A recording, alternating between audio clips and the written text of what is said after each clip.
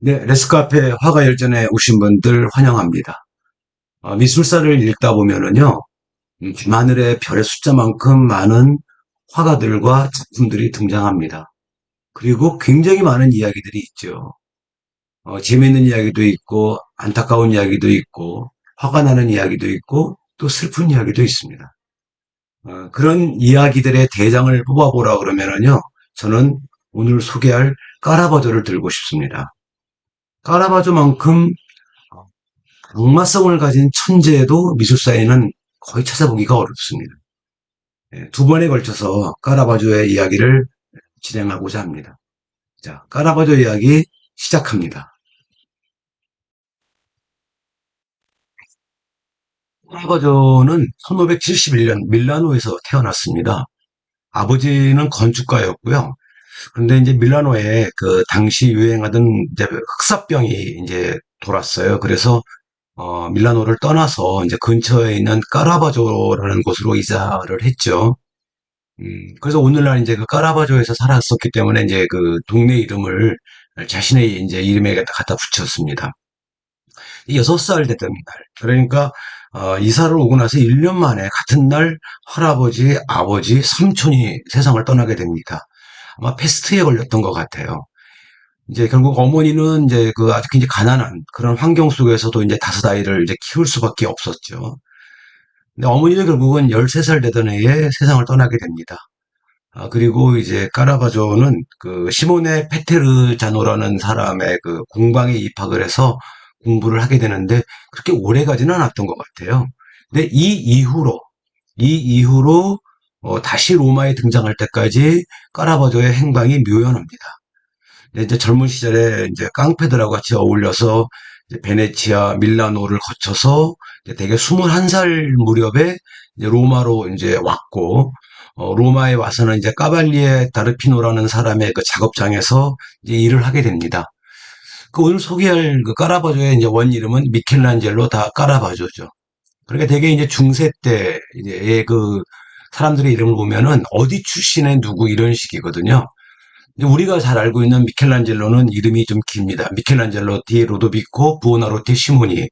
근데 미켈란젤로는 그래도 몰락했지만은 그래도 귀족의 어떤 그 가문이었었어요. 그래서 이제 미켈란젤로라는 이름을 쓰게 됐고 또 우리가 잘 알고 있는 다빈치 같은 경우도 빈치라는 곳에서 태어났거든요. 그래서 이제 빈치에서 태어난 레오나르도 뭐 이런 정도의 의미가 되겠죠. 아이를 깎는 소년이라는 작품입니다. 이제 이 작품은 그 까라바조가 로마에 도착을 해서 그린 작품 중에서 굉장히 이른 시기의 작품으로 좀 추정이 되고 있는데요. 보통 이제 이런 그 작품은 이제 정물이 등장을 했어요. 이제 과일이 등장을 했는데 아주 잘 차려입은 그 소년이 과일을 좀 깎고 있습니다. 그런데 되게 그 이 무렵의 정물화에는 어떤 의미가 있었어요. 그러니까 뭐, 그 꽃이라던가, 뭐, 과일이 등장하면은 풍요, 다산 또는 인생의 허무, 뭐 여러 가지 이런 그 의미가 들어가 있어서 통상 이제 알레고리화라고도 하는데 이 작품은 여전히 미스터리합니다. 소년이 과일을 깎고 있는데 떤 의미인지를 지금 아직도 그 평론가들이 잘 이렇게 분류를 못 해내고 있어요. 다만 이제 이런 정도의 추정은 이제 하고 있죠. 대개 이제 과일은 이제 선악과로 이제 시작이 되는 그 과일의 의미는 되게 악을 상징하는 경우가 있습니다. 그래서 이 소년이 이제 과일을 깎고 있다는 얘기는 그 어떤 악에 대항하는 의미가 아닐까? 뭐 이런 정도로 지금 해석은 하고 있습니다. 이때까지만 해도 이제 우리가 알고 있는 까라바조의 그 작품의 어떤 특색은 보이지는 않고 있습니다. 다만 배경이 검게 돼 있고 인물이 환하게 돼 있어서 명암의 어떤 그런 대비는 확실하게 좀 보이고 있죠. 근데 어쨌든 간에 그 로마에 도착한 까라바조는 그 작업장에서 일을 하면서도 이 공공장소에서 아주 시끄러운 일을 일으키는 것으로 이제 서서히 악명이 높아지기 시작을 합니다. 정든 바쿠스라는 작품입니다. 일종의 자화상입니다. 지금 까라바조 자신의 얼굴을 그리는 것인데요. 이게 정확하지는 않지만은 그 까라바조가 작업장에서 일을 하다가 병에 걸려서 6개월간 로마 병원에 있었다는 그 이야기가 좀 남아 있습니다. 아마 그 무렵에 그려진 작품이 아닌가 싶기도 하고요. 지금 이제 이 작품을 두고 이제 의학자들은 당시 그 얼굴을 보면서 말라리아에 걸린 모습으로 추정을 하기도 합니다. 뭐 또 다른 의학자들은 이제 간이 좋지 않아서 이제 황달에 걸린 그런 모습으로 이제 추정을 하기도 합니다. 지금 뭐 그 어떤 인물에 대한 묘사도 뛰어나지만은 이제 정물에 대해서도 뛰어난 솜씨를 지금 보여주고 있죠. 점쟁이라는 작품입니다. 이 작품은 이제 두 개의 버전이 있어요. 이 작품은 지금 보시는 작품은 루브르에 이제 있는 것인데 이게 이제 나중에 좀 그려진 것이고 첫 번째 거보다는 조금 크기가 작습니다. 물론 이제 제작 연도는 여전히 좀 논란이 좀 있긴 합니다. 지금 아주 잘 차려입은 멋쟁이 남자가 집시 여인에게 지금 손금을 좀 보여주고 있죠. 그리고 집시 여인이 손금을 보고 있는데 남자도 여자를 보고 있고 여자도 남자를 보고 있습니다. 손금을 봐야 되는데 남자가 여인의 얼굴만 보고 있죠. 여기 등장하는 그 남자 모델은 그 시칠리아의 이제 출신이었던 화가 마리오 민니티라고 이제 추정이 됩니다. 까라바조의 친구였어요. 근데 로마에서는 이제 이런 식의 주제로 그린 작품이 별로 없었거든요. 아마 처음이었을 겁니다. 근데 후대에 굉장히 많은 화가들이 이 작품에서 영향을 받고 이런 식의 이제 풍속화를 그리기 시작을 했는데 사실은 이건 뒷골목에서 있었던 일들이잖아요. 그러니까 까라바조가 늘 뒷골목에서 봤던 그런 모습들을 이제 작품에 이제 담은 것이죠. 근데 이 작품을 자세히 보면은 지금 집시 소녀가 잘생긴 그 총각의 손금을 봐주는 척하면서 손에 있는 반지를 지금 빼고 있습니다.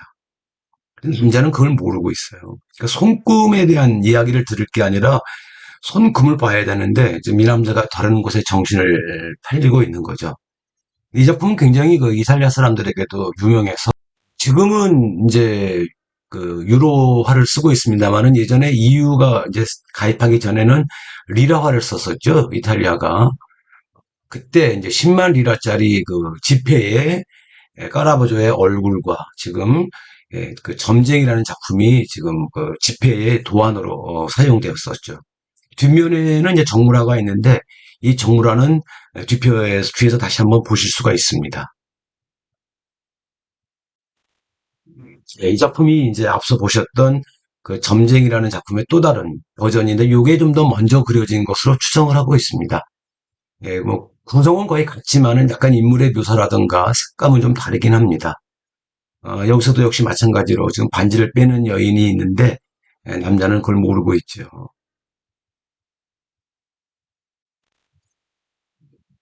하드놀이 사기꾼이라는 작품입니다. 이 작품이 이제 24살 때 그려진 작품으로 추정을 하고 있는데요. 까라바조의 경력에서 아주 중요한 첫 번째 대표작이 됩니다. 작품의 이제 내용을 좀 잠깐 보면은요, 아주 잘 차려입은 귀공자께서 카드놀이를 좀 하고 있죠. 앞에 금화가 쌓여 있고, 그런데 지금 막상 오른쪽에 있는 두 사람은 사기꾼들이에요. 지금 뒤에 있는 남자가 손가락으로 뭔가 사인을 좀 보내주고 있고, 허리춤에다가 카드를 감춘 남자는 카드를 꺼낼 준비를 하고 있습니다. 되게 이렇게 카드놀이를 할 때는 자신의 패를 보는 것도 좋지만은 상대방 것도 좀 관찰을 해야 되죠. 근데 아무래도 이 귀공자이신 분은 지금 카드놀이 사기꾼들한테 걸려든 걸 보면은 초짜인 것 같습니다. 또 오른쪽에 있는 지금 그 등 뒤에 카드 두 개를 숨기고 있는 남자는 허리에다가 단검을 차고 있어요. 혹시라도 여차하면은 칼을 빼들고 뭐 이 판을 정리할 그럴 생각인 것도 같습니다. 이 작품은 아주 그 매력적이고 재미가 있죠. 이제 이 무렵에 그 까라바조는 이제 공방에서 나와서 이제 작품을 팔아서 이제 직접 생계를 꾸려나가야 했습니다. 그래서 이 작품이 이제 그림 가게에 걸렸어요. 근데 마침 그 그림 가게에 왔던 당시 로마의 아주 실권자였고 부유했던 델 몬테 추기경이 이 작품을 보게 됩니다. 그리고 이제 그 가게 주인한테 이렇게 얘기를 하죠. 이 그림을 그린 화가를 우리 집으로 보내라. 우리 집에서 먹고 자면서 이제 그림을 그리게 하겠다라고 얘기를 합니다. 그리고 까라바조는 델몬테 추기경의 집으로 들어가게 됩니다. 아주 극과 극에서 이제 극과 극으로 이제 움직이게 되는 거죠. 근데 이제 까라바조가 그 델몬테 추기경 집에 있을 때도 역시 문제가 좀 있었어요. 그 델몬테 추기경을 찾아오는 손님들이 꽤 많았겠죠. 이제 그 추기경들하고 뭐, 그 손님들하고 또 이야기도 나누게 되고, 그러다가 이제 또 까라바조가 그 추기경의 손님들하고 또 싸우게 됩니다. 특히만 이제 손님들을 때려서 이 경찰에 이제 체포되는 일이 자꾸 많아져요. 그러니까 이제 점점 그 경찰의 그 리스트에 까라바조의 이름이 자주 오르내리게 됩니다. 참배하는 막달레나 마리아라는 작품입니다. 이제 되게 이게 25살 무렵에 그려진 것으로 추정을 하는데요. 되게 이 무렵서부터 이제 까라바조는 종교화로 이제 주제를 바꾸게 됩니다. 종교적인 주제로 이제 작품을 그리게 되는데, 이제 막달레나 마리아는 뭐 그 종교화에 자주 등장하는 인물 중에 한 명이죠. 지금 보면은 그 막달레나 마리아가 지금 손을 모으고 지나간 생활에 대한 참여를 하고 있습니다. 지나간 생활이라는 것은 이제 왼편에 보면은 많은 보석이 있죠. 또 먹다 남은 술병 한 3분의 2쯤 남아있는 술병이 보입니다. 그러니까 이런 생활로부터 지금 막달레나 마리아는 참여하는 거예요. 이제 이런 모습인데 사실은 그 이렇게 막달레나 마리아를 묘사했던 작품은 당시로서는 아주 드물었습니다. 그래서 이 작품은 처음에 그려지자마자 이제 찬사와 비난을 동시에 이제 받았었는데요. 그 막달레나 마리아의 그 지금 왼쪽 뺨을 보면은 저 눈물 한 방울이 지금 흘러내리고 있죠. 그리고 고개를 약간 이렇게 기울였어요. 한쪽으로. 근데 저 얼굴은 사실은 그 십자가에 달린 예수님의 그 얼굴이 되게 저렇게 기울여 있거든요.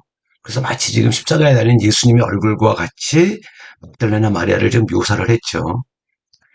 여기에 등장하는 막달레나 마리아의 이제 모델은 그 까라바조가 이제 알고 있던 당시 로마의 성매매 여성 중에 한 명이었습니다. 이제 안나 비안친이라는 그 여인인데요. 막달레나 마리아에도 등장을 했지만은 그 이후에 그 까라바조의 작품에도 이제 몇 번 더 등장을 하게 됩니다. 먼저 과일 바구니라는 작품입니다. 이제 보통 이렇게 과일 바구니는 이제 정으로 하죠.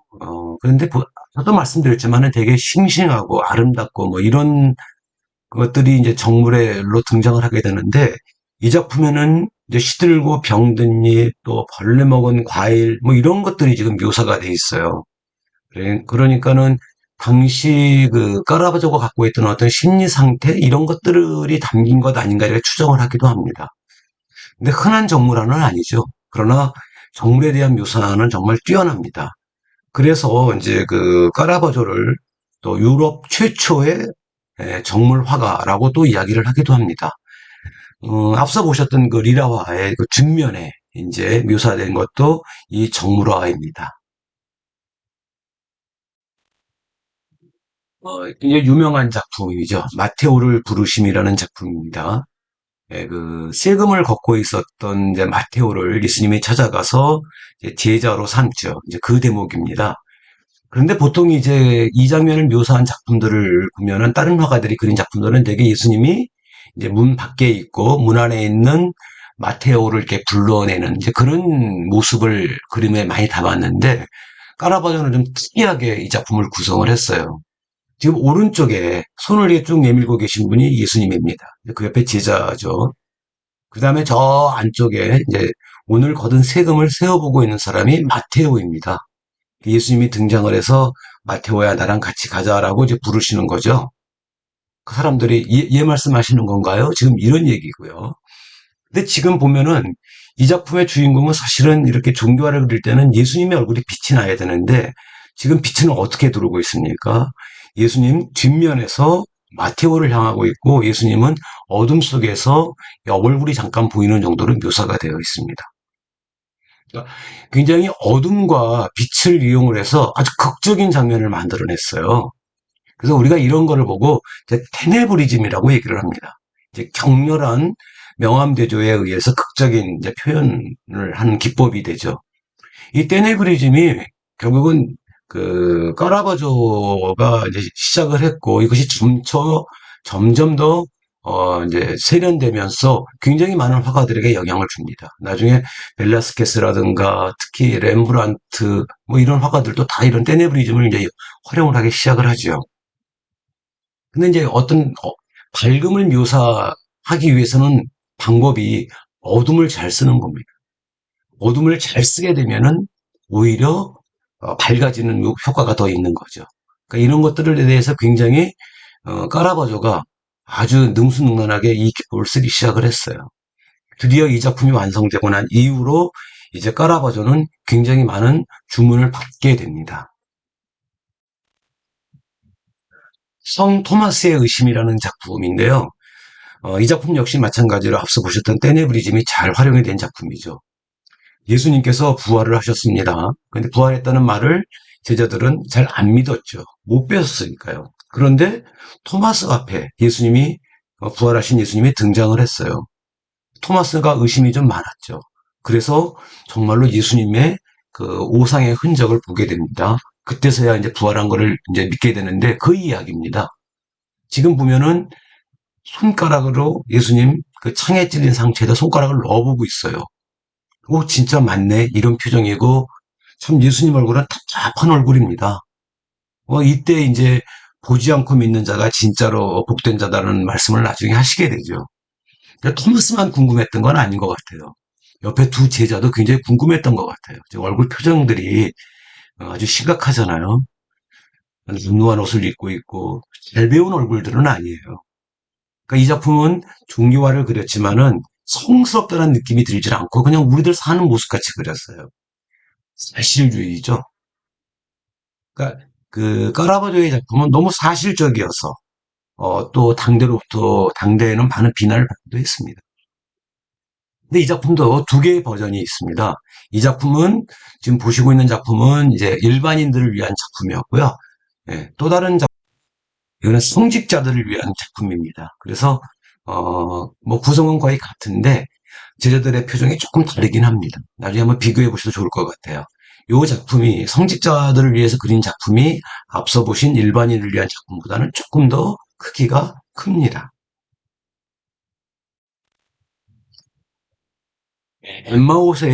엠마오에서의 저녁 식사라는 작품이죠. 이 작품의 내용은 이렇습니다. 이제 예수님이 십자가에 달려서 돌아가시고 그러자 제자들이 뿔뿔이 흩어지죠. 그 제자 중에서 이제 클리오파스라는 제자와 또 한 제자가 이제 길을 쭉 엠마오라는 곳으로 가면서 예수님 돌아가신 얘기를 하죠. 이제 십자가에 돌아가셨고 이렇게 얘기를 하면서 가는데 웬 남자가 길을 따라 붙습니다. 부활하신 예수님인데 그 두 사람은 몰랐어요. 가면서 세 명이서 이런 얘기 저런 얘기를 해요. 그리고 엠마오라는 곳에 도착을 해서 저녁을 이제 먹게 됩니다. 저녁을 먹게 되는데 저녁을 먹으려고 그러는데 그 예수님이 빵을 떼어주고 술을 포도주를 나눠주면서 내피고 이제 사리고 이런 얘기를 하시죠. 이거는 예수님께서 최후의 만찬 때 하셨던 얘기였거든요.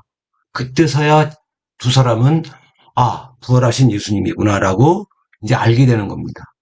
저 오른쪽에 있는 남자, 이제 가슴에다가 조개를 걸었어요. 저거는 이제 순례자를 뜻하죠. 그래서 이 사람이 혹시 클레오파스가 아닐까 싶기도 합니다. 너무 놀랐어요. 지금 보면 손이, 저쪽에 벽 쪽을 향하고 있는 손이 굉장히 큽니다. 그러니까 비례는 좀 맞진 않아요. 우리 쪽을 향하고 있는 손이 더 작죠. 그러니까 건축법을 쓰면 저 손이 더 작아야 되는데 저 손이 더 크게 그려져 있어요. 놀란 거죠. 그 다음에 그림의 왼쪽에 초록색 옷을 입고 있는 남자는 너무 놀라서 지금 의자에서 벌떡 일어서려는 그 순간을 일어서려는 순간이고요. 이제 저쪽 왼쪽에 있는 남자는 주인이죠. 아니 이 사람들은 왜 이러는 거야? 지금 이런 거죠. 예수님 뒤에 그림자가 쭉 있고 오른쪽은 아주 전체적으로 검게 칠해져 있습니다. 그러니까 빛이 검은색 배경을 통해서 예수님의 얼굴이 환하게 지금 빛나고 있죠. 예. 요 작품은 또 다른 버전이 있어요. 그러니까 이때 작품을 하나 그렸고 그 다음에 나중에 이제 까라바조가, 제가 다음 시간에 설명을 드리겠지만, 까라바조가 로마를 떠나서 이제 도망을 다닐 때가 있습니다. 이제 체포되면은 사형을 당할 그런 상황이었기 때문에 도망을 다니는데, 그때 그린 작품이 또 하나 있습니다. 같은 제목의 작품인데요. 이 작품은 앞서 보셨던 작품하고 조금 느낌이 다르죠. 그러니까 좀 더 어두워졌고 좀 더 우울합니다. 그러니까 아마 이때 도망 다니고 있었을 때의 그 까라바조의 심리 상태가 반영된 것이 아닌가 이런 생각을 하기도 좀 하고요. 또 한편으로는 좀 더 테네브리즘이 완성이 돼서 좀 더 은은한 상태에서의 그런 그 테네브리즘, 그 명과 암이 대비가 되는 오히려 차분한 한결 더 성숙된 그런 기법을 보여주는 것 아닌가 이렇게 평가하시는 평론가들도 있기는 합니다. 네, 까라바조 첫 번째 이야기가 끝이 났습니다. 어떻게 보셨는지 궁금합니다. 네, 다음 시간에는 이제 까라바조가 사고를 쳐서 이탈리아 전역 그리고 유럽을 떠도는 그리고 마침내는 비참하게 세상을 떠나는 그 이야기를 작품들과 함께 살펴보도록 하겠습니다. 네, 함께 해주셔서 고맙습니다. 내용이 마음에 드셨다면 구독, 좋아요 눌러주세요.